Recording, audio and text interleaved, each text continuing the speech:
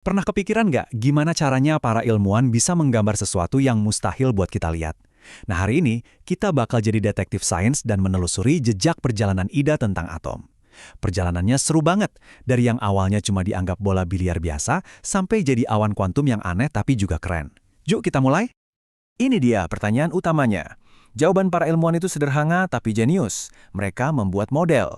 Anggap aja ini kayak sketsa yang terus-menerus diperbaiki. Setiap ada model baru, itu artinya ada kelemahan di model lama yang berhasil dipecahkan. Jadi, ini kayak kita menaiki tangga pengetahuan satu persatu. Oke, siap? Mari kita naiki anak tangga pertama.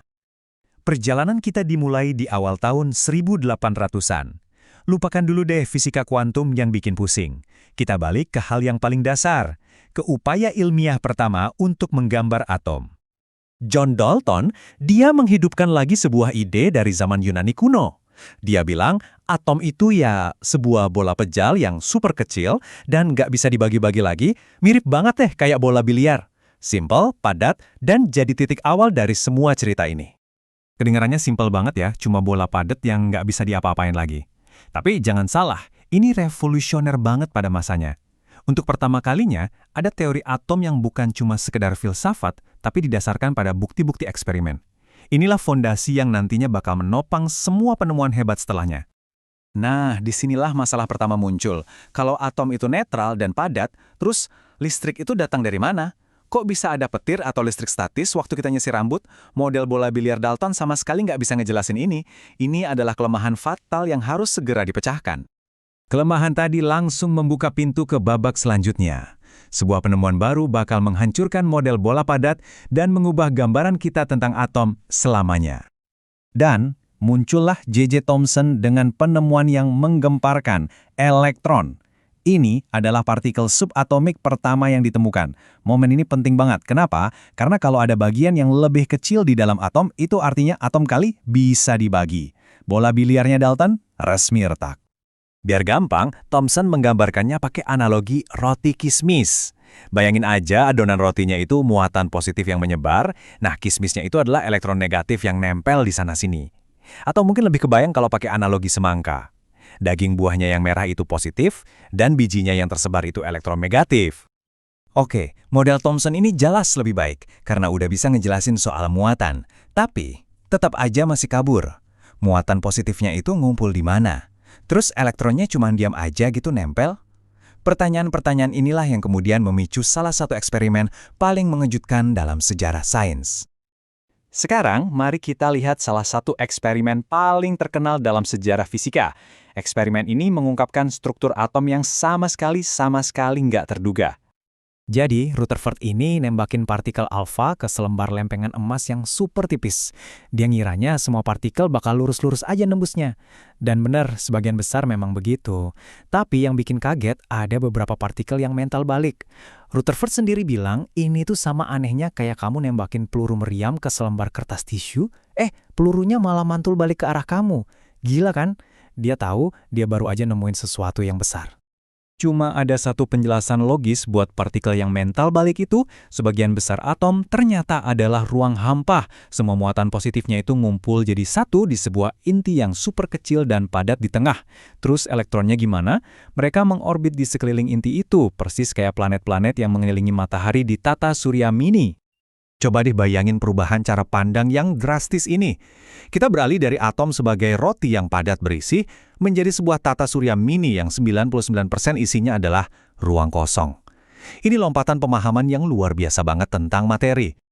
Tapi, tunggu dulu, ada masalah fatal lagi. Menurut hukum fisika klasik, elektron yang terus-terusan mengorbit itu harusnya kehabisan energi. Kalau energinya habis, dia bakal jatuh berputar ke arah inti, dan boom, atomnya hancur. Kalau model ini benar, alam semesta ini seharusnya udah musnah dalam sekejap. Jelas, ada sesuatu yang masih kurang dari gambar ini. Oke, jadi gimana solusinya? Nah, mari kita selami ide brilian dari Niels Bohr yang menambahkan beberapa aturan main penting ke dalam model tata surya atom.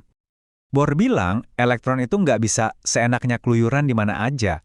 Mereka cuma boleh ada di tingkat-tingkat energi tertentu atau orbit yang udah ditentuin. Bayangin aja kayak mobil di sirkuit balap. Mereka cuma bisa ada di jalurnya masing-masing dan nggak bisa pindah jalur tanpa tambahan energi. Aturan-aturan sederhana ini dengan elegan langsung memecahkan masalah kenapa atom nggak runtuh. Selama elektron diam di jalurnya, dia aman. Nah, yang lebih keren lagi, ketika mereka melompat dari jalur yang lebih tinggi ke yang lebih rendah, mereka melepaskan energi dalam bentuk cahaya.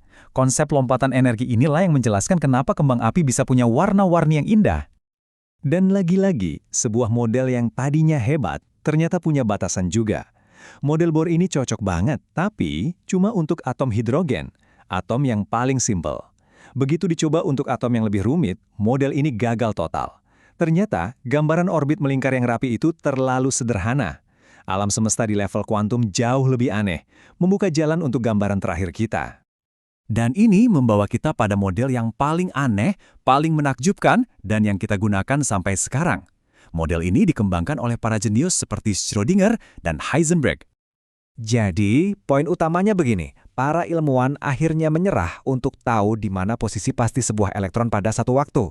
Sebaliknya, mereka mengubah pertanyaannya menjadi di mana kemungkinan besar kita bisa menemukan elektron itu. Kita beralih dari kepastian menjadi probabilitas. Analogi ini keren banget buat ngejelasin ide model kuantum. Coba bayangin baling-baling kipas angin. Waktu kipasnya mati, kamu bisa lihat dengan jelas posisi baling-balingnya, tapi begitu kipasnya dinyalain kencang, yang kamu lihat cuma awan buram yang terbentuk dari putaran baling-baling itu. Nah, awan buram itulah yang kita sebut orbital. Kita tahu elektron ada di suatu tempat di dalam awan itu, tapi kita nggak bisa menunjuk lokasinya secara persis.